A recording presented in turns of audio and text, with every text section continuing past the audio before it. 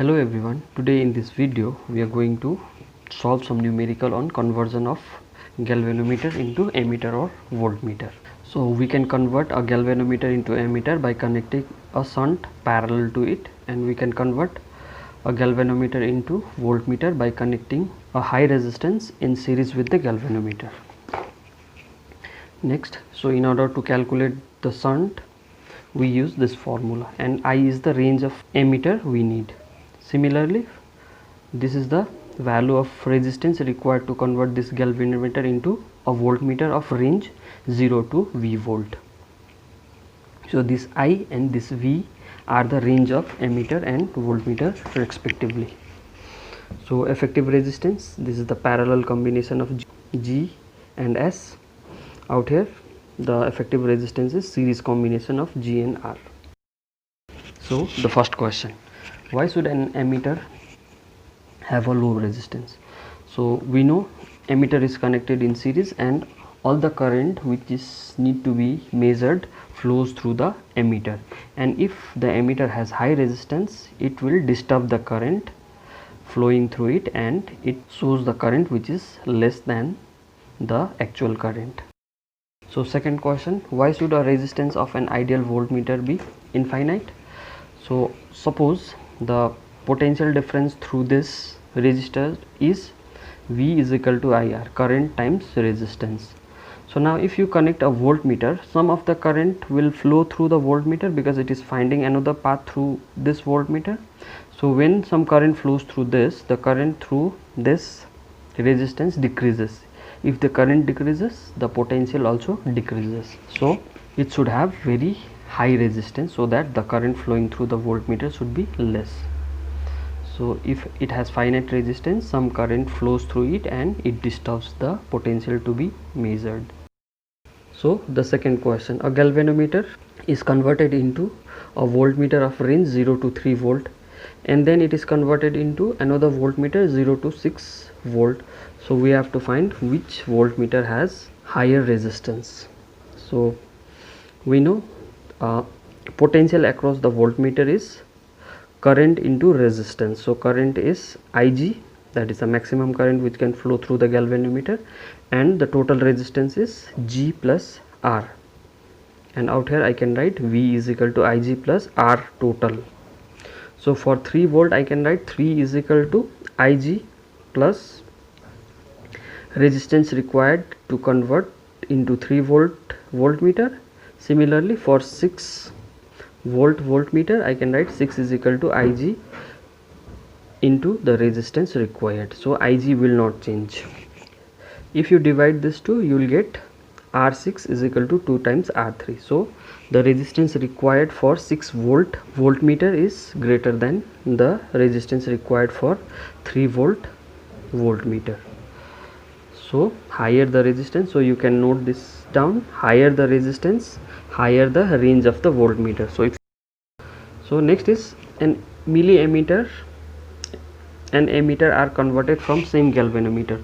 Out of these two, which has higher resistance? So this is the similar question as previous one. So out here you can see, so in order to get the ammeter we have to connect a shunt.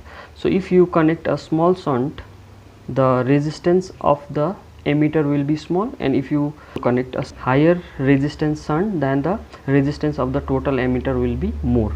So when the resistance of the ammeter is more, the current will be less. So for less current we need more resistance. So out here you can see milliampere is less current, so we need high resistance. So from this idea, so milliammeter should have high resistance. So from formula point of view, so out here the range is out here. So if you put 1 ampere out here, which is the large value, so you are dividing a number with large number, so you will get small number out here. So if the current is more, resistance is less. Now if you put milliampere out here, you will divide a number with a very small numbers and you will get large value of S. So larger the resistance, smaller the value of current.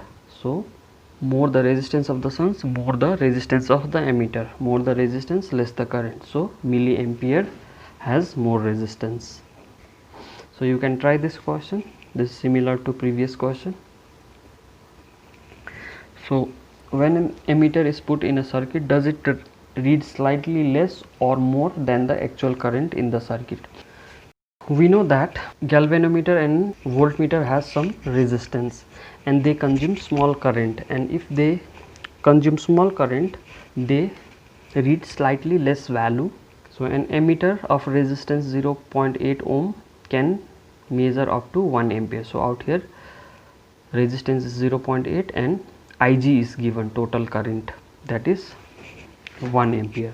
And now we need to convert this emitter into another emitter which reads 5 ampere. So what should be the resistance? So in order to solve this, we consider this to be a galvanometer. So out here the value of Ig is 1 ampere and G is 0.8 ampere and value of I is 5 ampere. So using this you can easily calculate the value of shunt.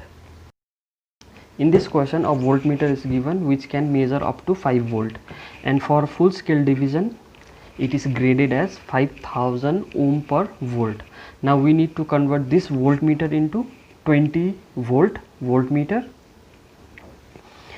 and we have to find the resistance to convert this 5 volt into 20 volt, and we have to check whether the new voltmeter, that is 20 volt voltmeter, will be graded as 5000 ohm per volt or not, and we have to check which one is better, 5000 ohm per volt or 2000 ohm per volt.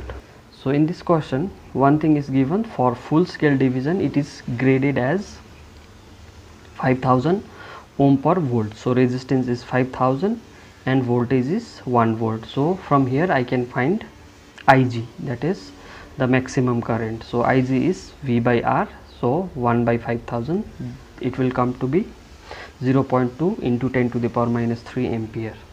Now these are the two voltmeter. So we already know to increase the range we have to increase the resistance. So for 5 volt I am using resistance R. So now for 20 volt I have to increase the resistance, so I am increasing it to be R plus X. So I am adding X resistance, so we have to calculate this X. So using Ohm's law I can write 5 is equal to current times resistance, and resistance is G plus R. So 5 is equal to Ig G plus R. Similarly 20 volt is equal to I G plus R plus X. So resistance is more out here.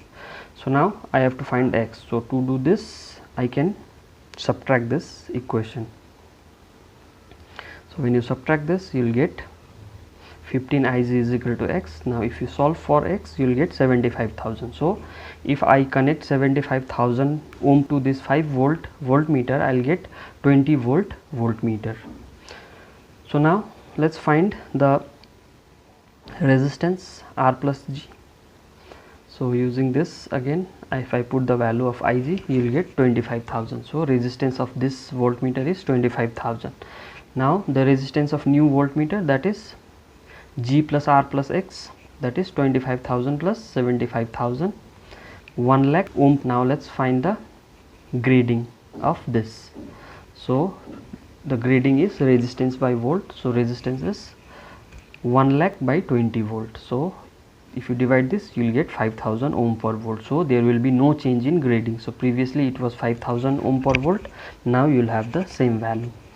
Now next thing we have to select one voltmeter out of this two. So which one is better? So we already know higher the resistance better the voltmeter or higher the range. So we prefer high resistance voltmeter because an ideal voltmeter should have infinite resistance. So if you increase the resistance you will get better voltmeter because the less current will flow through the voltmeter and it will give more accurate value. So you can note down, higher the resistance of voltmeter, accurate the value of the potential difference.